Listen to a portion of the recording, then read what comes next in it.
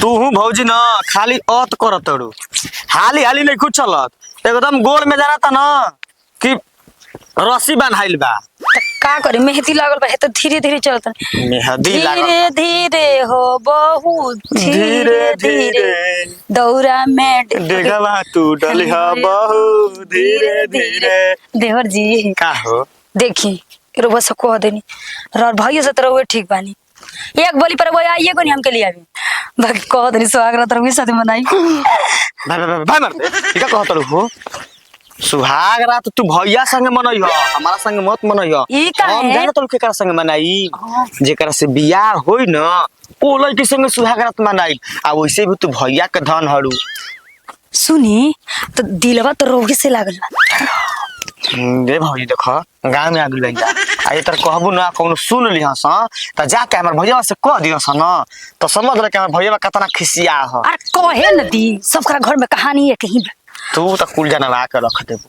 सुनी ना एक शर्त बताबे चलो पहले बताई भैया से पहले वो स्वागत मनाई कि ना तारा सुहाग रात के 22 साल बा हम सोचत एगो मर्द से पेट नहीं भरत ओकरा से ना भरी रोगी से भरी हक मरते ठीक है कहत हो बोले ना देखो कुल की बात मत बतियावा हमार बात बतियाओ तो कुल के न तो दिमाग खराब होता। ये देवर जी रो मन करे कि ना इसी मर दे दो भौजाई बिया के तो जाना था कि साल भर ले भैया छोड़ देले बनो। अरे बियाह करे के अच्छा बियाह करके हाँ का बताई तार चाचा के लड़की अभी है ना बड़ी निक लागले। का कहनी जी मैंने तारा से कहतनी कह जन वो तो यार ना भाव दे रे हम तो देइयो देतनी वो तो बिल्कुल ना दी चल ना तो भैया ना पलंग धके रोवत हई हां इंतजार करत हई हां जल्दी चले के रवा खाली भैया भैया ले से हम राउंड सोचे तनी कि टाइम पास रहोगे तो सेटल हो जा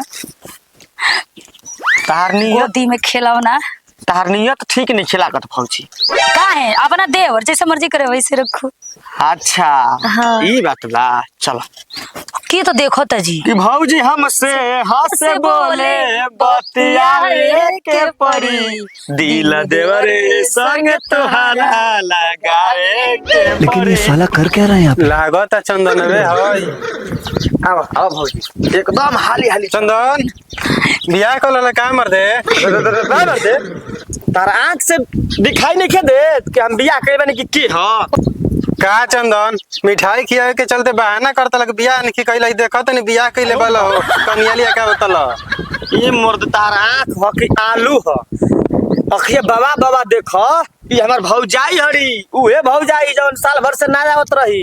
अच्छा हम जब गोइनी ही ना हाँ। तब इली अच्छा तारा विश्वास नहीं है तो देख लो चिल्ला ला ठीक बा सही के मर्द अखिया बाबा के देखो ताना रोना रखा हो लाइन मारो तुम्हें ठीक बा चलते ना ठीक बा चलो बियाह हेलो। मर्द तो के हम बताई बाय बाय ठीक बा बाय बाय बाय जानू जानू को दिलो सब जात रे ओकरे साथे अब तो हमर कते बढ़िया बा ये मर्द एकदम सब खत्म हड़का हो जानू जानू का कह देला लोकर फोन से बतिया तला सरवा गांव घर के लफुआ लइका चलो। अच्छा चली तुम देखो तड़ू गांव में लइका सोचे लगन सा कि चंदन में बियाह करलस तो बियाह कह दिन कि कोइले बनी तो का हो गई या हम कुमार लइके से करब बियाह में से करब चलो कैसन कह देनी छी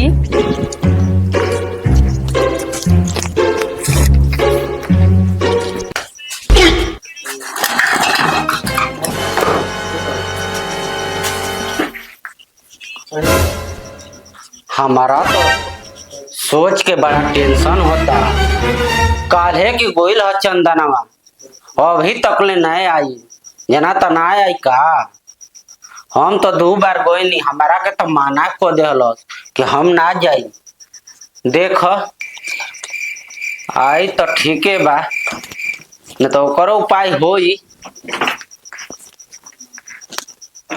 भैया हाँ चंदन आ गेल हां आ गईली अकेले आइल ह अरे ना मर्द तार मौगियो के लिया के खुश रहा आरे में दिखत ना न भइला ना बिल्कुल ना ए चंदन हो उतार हम तारा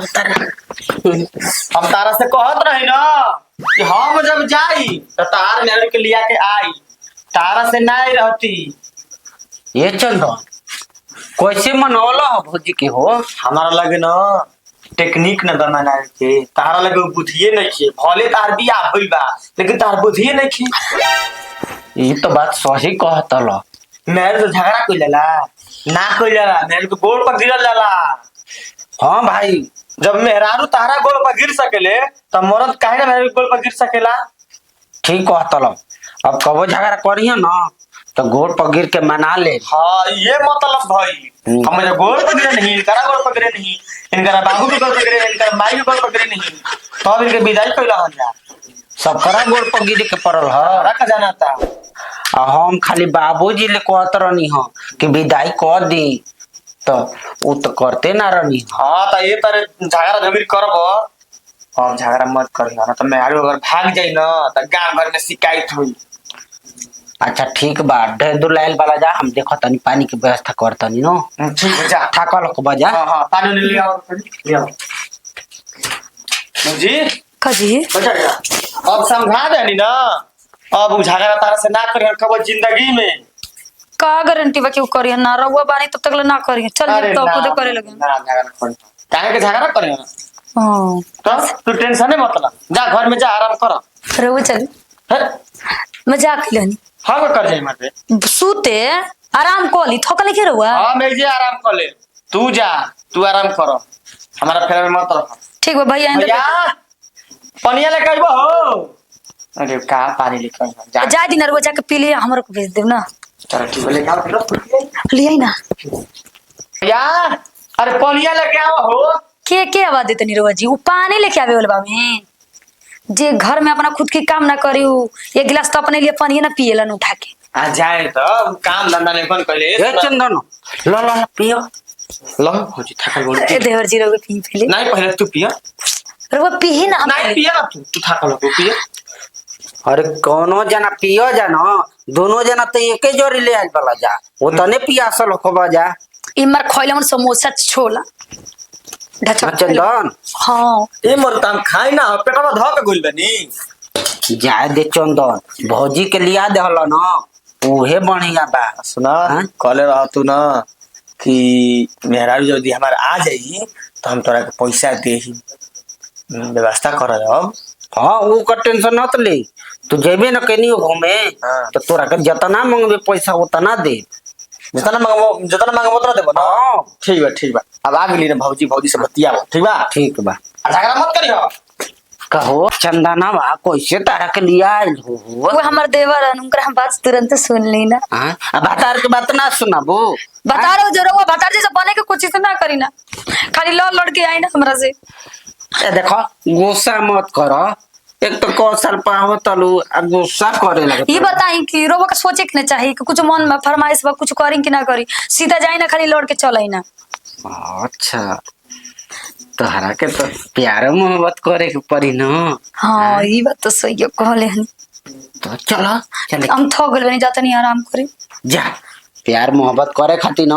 हाँ। अबे तो रात बकिए न बा बात सही हाँ? कह दनी तले हम जा तनी गाय भैंस के लहना चला के आ पोहे नहीं खाना वाना बना के रेडी कर दी ठीक बा हम जाते नहीं। हाँ ठीक ठीक बा जा हम तो सोचले रहनी कि अब आई हन ना ही लेकिन हमार चंदन भाई बा कैसों भला फुसला के लिया देहलस।